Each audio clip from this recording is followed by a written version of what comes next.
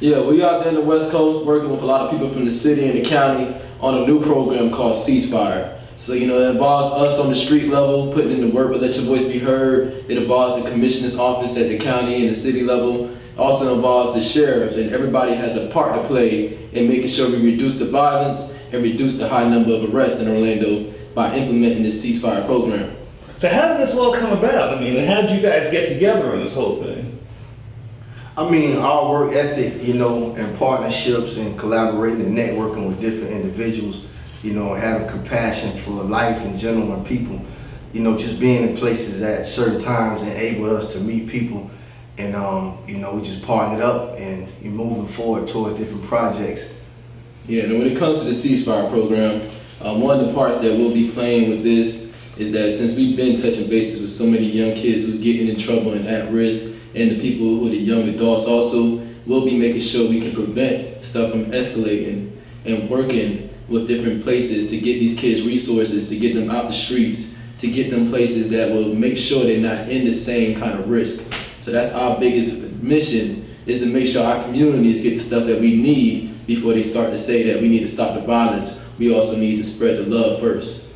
Okay, so now you have you have a big event at the fairgrounds, I guess, as part of this. Tell us about that event. What's going to happen there?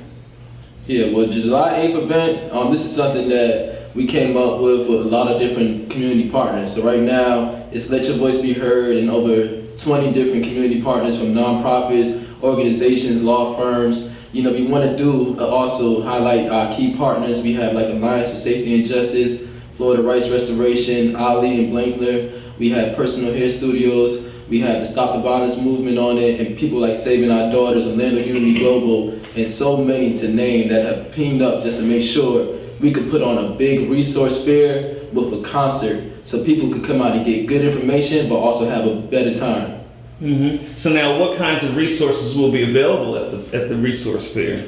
It's an outspoken number. We have a menu of them. We got banks, we got schools, we got colleges, we got mentoring groups coming out. It's unlimited. We got employment opportunities, counseling, mental health, education.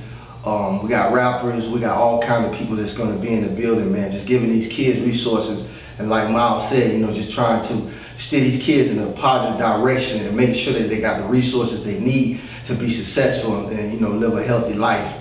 And another thing too that we're doing that's kind of out the ball too is that we made this urbanized approach to this expo. A lot of expos, you come out there and get information and you're able to hear speeches and then go home. But what we've done, we put a concert aspect to it. We teamed up with stations like The Wire and other places in Orlando who are doing great stuff with the media outlet, and we brought great artists who have a big following to ensure. So we want to shout out people like Moo Boy, Alicio from Trill. We want to shout out King Biggie and Yella and Sanford. We also want to highlight Destiny Jenkins and the dance teams we'll have there.